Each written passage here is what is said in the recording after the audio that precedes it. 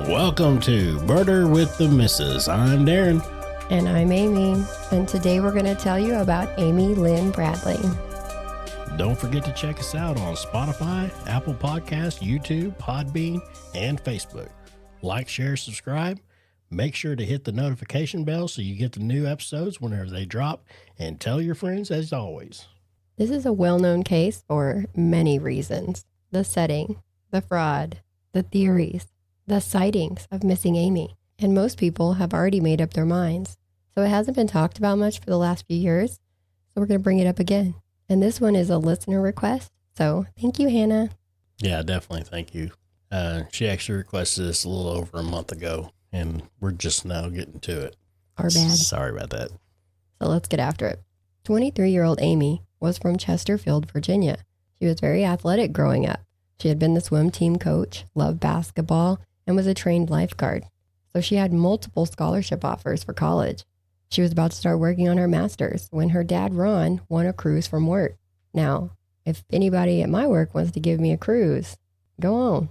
I will not deny it. No, we wouldn't. It'd probably be not the only way you'll get me on a cruise, but it's a good way to get me on a cruise because I'm a little apprehensive because of stories like this. You won't get on a boat. Lots of people go missing on cruise ships every year. It's a known fact. Yeah. Now, the reports say that it was a cruise for two, so Ron was taking his wife, Iva, but they decided to use the opportunity to make it a family trip. They bought 2 cruise passes so that Amy and her 21-year-old brother, Brad Bradley, could come too. I've always been intrigued with people who have the same name like that, like Brad Bradley. I wonder what the thought process was when picking baby names. Maybe it's a family name. I'm weird. Maybe they just couldn't come up with one. Maybe not. You never know. But we're going on an all-inclusive Caribbean cruise for a week. Amy liked the idea of a break from school and life in general, but was not too keen on being on open water like that. Kind of like our friend Stacy, who goes out on the lake with his boat all the time, but is apprehensive when his wife talks about the ocean because he, and I quote, can't see the banks. Yeah, he says that when he goes out on the lake, he can look from side to side and he can see tree line. Right. But when you go, he's been out in the ocean before. He's like, I didn't like it because he's like, you get a mile out and you look back, you can't see you don't see no trees, you don't see nothing. No safety. He said, so it kind of throws him off. He doesn't know where exactly he's at. And you look all the way around you and you cannot see any kind of trees or anything. Just water, yeah. And he's like, he said it freaks him out. Also another reason. But Amy did go on the cruise. The parents' trip came with their flight to San Juan, Puerto Rico, so they flew down on one flight, with Amy and Brad Bradley flying in separately. The ship left San Juan on its way to Aruba on Saturday, March 21st, 1998. And this was the Rhapsody of the Seas ship, which is 11 stories high, and there are reports of anywhere from 2,100 people to 3,000 people being on board. So I think that 3,000 might include the crew. So 2,100 actual passengers, 3,000 with the crew included. Everything is going good. Dad helps coax Amy close to the railings because she was not trying to get too close, but he wanted to show her that there was nothing to be afraid of. The first couple of days went by and everyone got more comfortable. And this takes us to Monday night into Tuesday. They would be shipping out from Aruba and heading to Curacao late Monday night. The family went to a formal dinner, so they were all dressed to the nines. Do people still say that? Maybe their fit was bussin'. Whatever you want to say. They look nice. In a lot of vacation spots, they will take your picture and post it in a gallery for you to see it and hope that you would buy it. Yeah, always. That's every vacation spot we've been to pretty much. And I still have a keychain with our picture on it from having dinner at a steakhouse in Branson. They're everywhere. Or Dixie Stampede. All the time. Yep. We have several. Every year. We used to frequent Branson because it's family friendly and close and cheap. Because we don't do the cruises. Because Amy don't do the cruises. And Iva would say that Amy and Brad Bradley were having their picture taken. And Iva and Ron were approached by a waiter who asked where Amy was. And I'm sorry, you're asking for my daughter by name, Mr. Stranger Man? No. Naturally, Mom asked why he wanted to know. The waiter said that some of the crew wanted to take her to Carlos and Charlie's before they left Aruba. Now, does that sound familiar? That bar is also from the Natalie Holloway case. So when Amy comes back to the table, her mom tells her about the waiter, and she made her and Brad Bradley promise not to leave the ship that night. And they did. They promised. After dinner, The family put on comfy clothes and they all went to a bar on board called the Viking Lounge to hear the band, the Blue Orchid, play. They drank, they danced, and at about 1:30, Mom and Dad went to bed, leaving Brad Bradley and Amy to electric slide their little hearts out. Door key logs show that Brad Bradley came into the room at 3:35 a.m., with Amy coming in 5 minutes later. They chilled on the balcony, talking about what they were going to do in Curacao later that day, because at this point, the ship had left Aruba. And then Brad Bradley went to bed. Ron woke up around 5:15 to 5:30 and saw Amy was sleeping on the balcony of the room. Yeah, so she was on the balcony in a chair, and he could see her from see her legs from like the hip down, and her cigarettes and lighter were on the little table. He said the balcony door was closed, and he dozed back off, happy that both kids were now in the room safe. Not long after, he wakes up again, this time around 6 a.m., and the balcony is empty. The balcony door is open around 14 to 16 inches. He got up and checked, but Amy, her cigarettes, and her lighter were gone. He noticed that she had changed her clothes, though. At this point, he realized the boat wasn't moving, so they had docked, and so he went out to look for her. He looked for over an hour before he frantically woke Iva and Brad Bradley up to help. According to the family, the parents went to the captain to let him know that someone was missing. Brad Bradley was out looking and was approached by that bass player of the band, Alistair, who people call Yellow. He said he was sorry to hear about Amy. Now, Brad Bradley didn't think much about this at the time because he was in a panic trying to find Amy, but in hindsight, only the captain and the head of security knew that Amy was missing at this time. And I know news travels fast in small towns, but imagine on a cruise ship, especially among the crew. It probably shoots like a rocket. The captain did make an announcement over the loudspeaker for Amy to come to the purser's desk. The family begged him to not allow people to leave the ship, but he said they have to let the people off, and he couldn't make an announcement that there was a missing person because, one, they don't know for sure that she's missing, and two, it would disturb the other guests. After a few hours, the family is told by the captain and head of security that every nook and cranny of this ship had been searched, and Amy was nowhere. It was noticed at some point that those pictures of Amy at the formal dinner the night before were the only pictures missing from the gallery.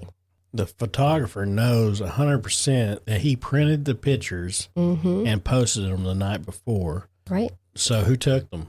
Exactly. And why take them? Why take them? I mean, are they trying to make it like she was never there? That's what some people think, yes. Yeah. But people, we know she was there. At this point, it is a couple of hours before the ship will leave the island to head over to the St. Martin or St. Thomas area. So the captain tells the family they can either stay on the ship where they know Amy is not, or they can get off and search the island. But he reminds them that if you are late coming back to the cruise ship, they will not hold the ship for you, which is another reason I get hesitant about going on cruises because I will get lost and stranded in some strange land. So the family takes their items and they disembark.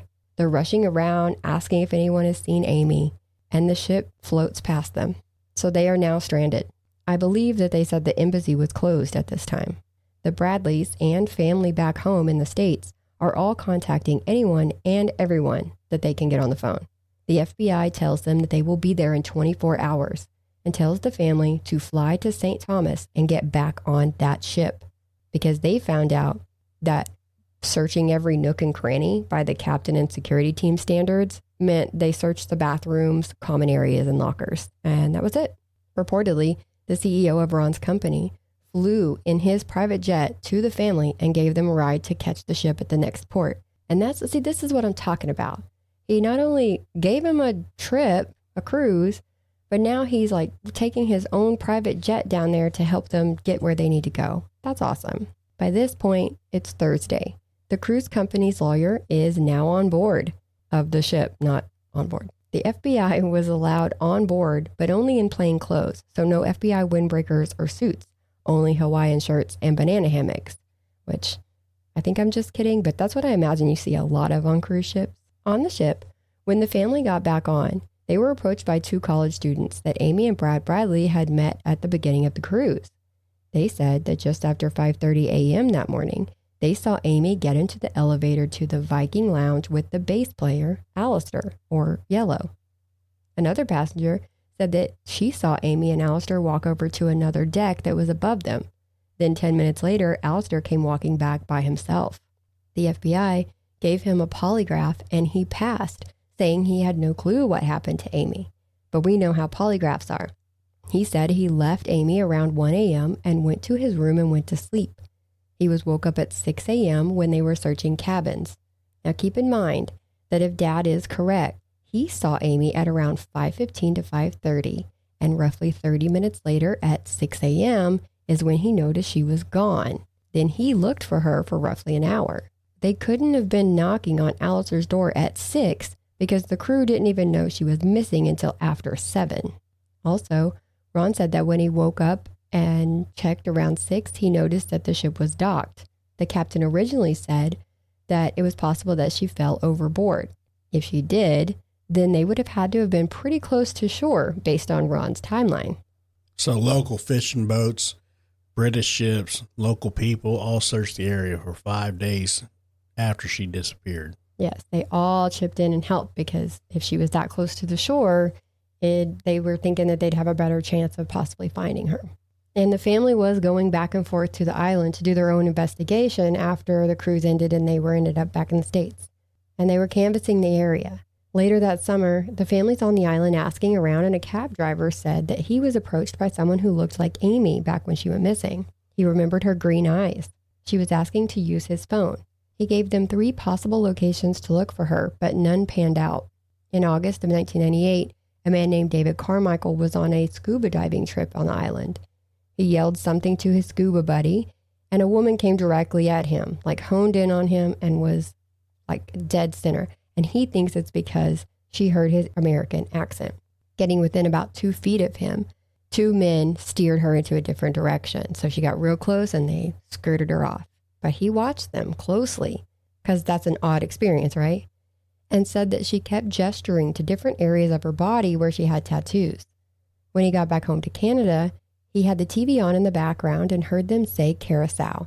So he started paying attention because he had just come back from there. And that's when he found out that the woman on the beach was Amy. He called the FBI and the family. He even flew to Virginia and met with them. But as you would assume, they were no longer on the beach when the lead was followed up on. Also in August of 1998, the family was contacted by a private investigator named Frank Jones.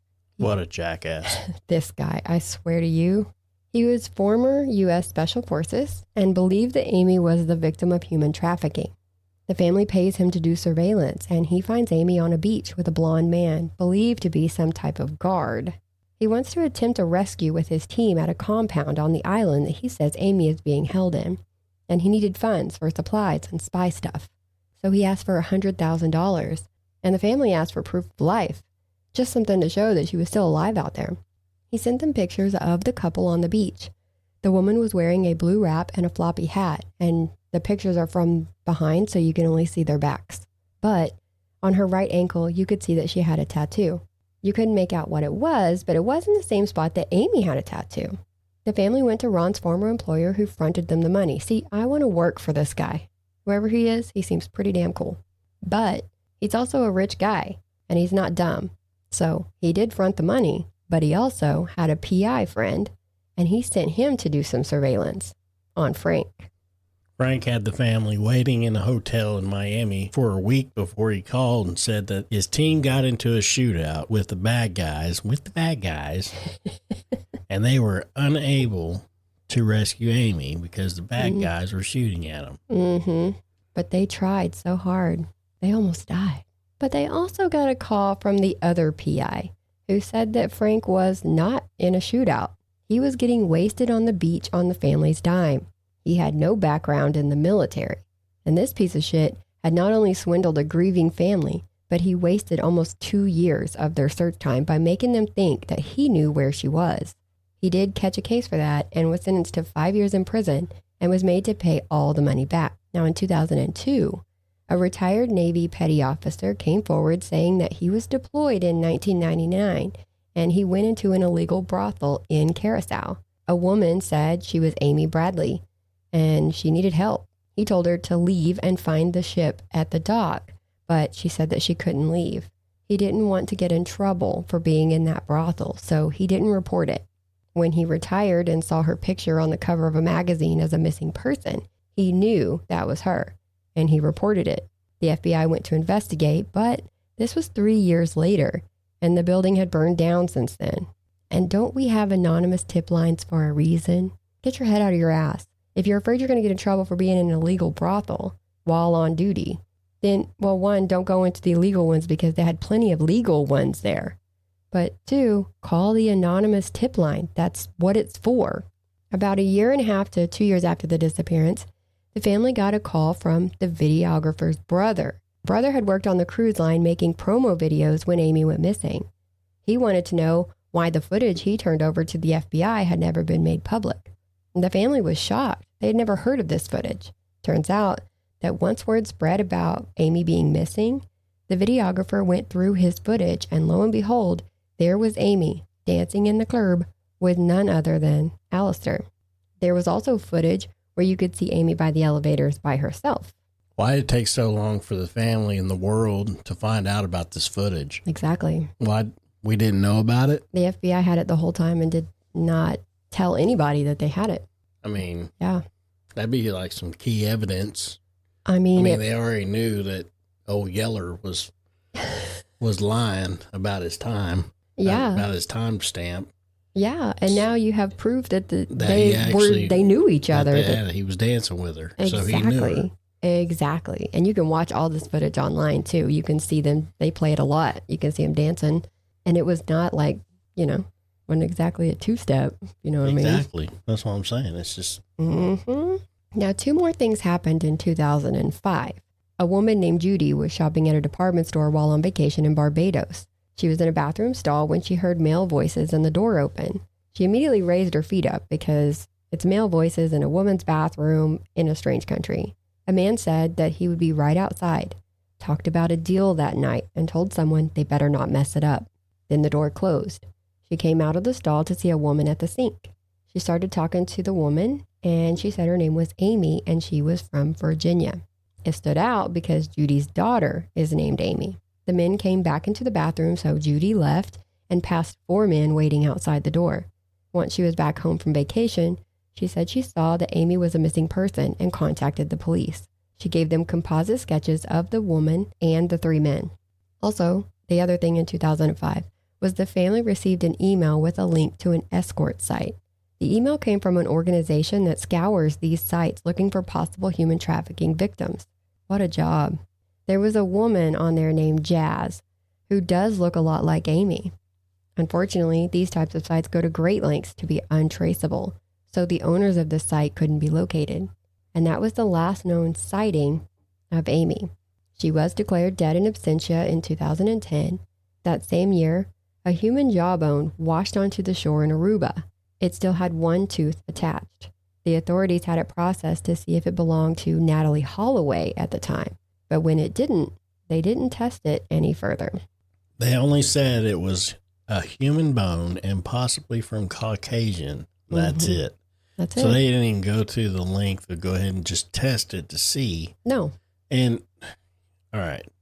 So if they had an escort site and they was in there and they seen this girl named Jazz that looks similar. She does a lot, yeah. So why didn't they check it out? Why didn't they just try to get her? Well, you can't exactly locate, like I said, they go to great lengths. But you can request her. You could request her. Yeah, you're right. You just pay them whatever, right? Don't you just pay the money and then whatever? Just pay the money? I don't know how it goes. You don't know how it goes? No. So I'm showing you a picture now. We're going to put it on our Facebook page. So the woman on the left is Amy Bradley, and the woman on the right is Jazz. Oh, that does look similar. Yeah. So you can see where they made the connection, because there's a lot of bone structure. It looks similar. It's just very similar. Very similar. But yeah, so once they tested that jawbone, realized it wasn't Natalie's, they just kind of let it go, which is odd because there was 9 other missing tourists in that area. Yeah. So they didn't care about them, I guess. And here's another question I have about that. Why have they not tested it since? Exactly. Where's it at? I mean, couldn't you just try? I mean, I would, because it's been a very long time ago now. That was 2010. Yeah. 14 years. Ugh, maybe it's a money thing, or maybe, I don't know how Aruba stores their evidence. Maybe they just threw it away. Who knows? Probably. So sad. But as you can probably tell, there's been a lot of theories on this. One is suicide, but I can't make that make sense. She had just got a new apartment, adopted a dog the day before she left, and she was going to pick that dog up when she got back from the cruise. She was making plans with school and her career. And while I know this doesn't prove anything, because that doesn't necessarily say that someone's going to continue to live their life, but she never talked about self-harm or even alluded to it. I would lean more towards an accidental fall before I went to that. And some reports have people saying that the balcony railings, speaking of that, were about chest height, but others from the ship at the time, like they were on it as well, said it was much lower than chest height. But if Ron's accounts are accurate, it would mean that she woke up on the balcony, came inside and changed clothes, went back out onto the balcony with her cigarettes without shutting the door, and then accidentally went over. And some people are saying that that's what woke him back up at 6, is maybe that he heard a noise that she had made when she went over the balcony. And that's what woke him up again. So like 20, 30 minutes after he had just went back to sleep. I'm not going to say it didn't happen, but I'm just saying that that's how it would have had to happen. And there's the crew theory. She could have changed and then went back out and met up with Alistair like everyone was saying they'd seen them, or someone else from the crew. Waiters were asking about her too, so she had obviously made friends with some of the crew members. But based on the college students' accounts as well as the other passengers, she was seen with Alistair just after 5:30. And that opens up a possible sexual assault and murder theory, as well as the human trafficking theory. She could have been taken using the service elevator, drugged, or incapacitated in some way, carried out in any number of things onto the island, even a suitcase. We've seen cases where bodies are moved in suitcases all the time, and then handed off to someone on the island. These sightings on the ship mean that Alistair would have been lying about not seeing her after 1 a.m. Plus, the human trafficking theory would mean that she could have been seen all those times by the people. Right, all them times that she's been seen since she went missing. And a lot of people are saying that, that that's just the family holding out hope. And I can see that because obvious Elvis sightings all over the years. As a matter of fact, we were just watching a video. Yeah, I just showed you the preacher video of the guy that looks and sounds just like Elvis. The one who talks about walking away from his old life and all of his money. Leaving his money and everything. They say that he refers to his mother all the time, and it's the same name as Elvis's mom. Mm-hmm. Now, he does refute, is that a word? He does say that he is not Elvis, but... Well, yeah. What would he say? Oh, yeah, it's me. Sorry. I've been here the whole time. But, I mean, it's like... He sounds like him. It sounds exactly like him. I mean, looks honestly, like kind of looks just like him. Look it up, guys. And he's a preacher, white-headed now, but... And Elvis started with his Christian music. Yep. I'm just saying. But we know how unreliable humans can be. So sightings are, you want to think that you've seen somebody, or if you see somebody from a poster you saw 2 years ago, you know what I mean? Or whatever. If it's enough similarity, you're going to call it out. And that's good. That's what we want. But I would think that with the human trafficking angle, we know traffickers take people. We know that. But this case had so much coverage over the years that I would think that taking Amy out in public after they had kidnapped her would be a big liability. It's too risky and could blow their whole operation. And would they risk that? The only thing these pieces of shit care about is money and not going to jail because they can't make more money. I don't know that they would take any of these poor women into public, even with 3 or 4 guards, to just eat in a cafe or go shopping. I could be wrong too. Maybe they use little things like this as incentives for them to do good. Who knows? The brothel does make some sense though. It's somewhere that's dimly lit, somewhere that if she's recognized, they won't tell because then the witness gets in trouble for being an illegal brothel, which is exactly why that guy didn't talk. Regardless, without any answers, the family still searches to this day. So we're going to help them out. Amy was 5 foot 6 inches tall and weighed about 120 pounds when she went missing.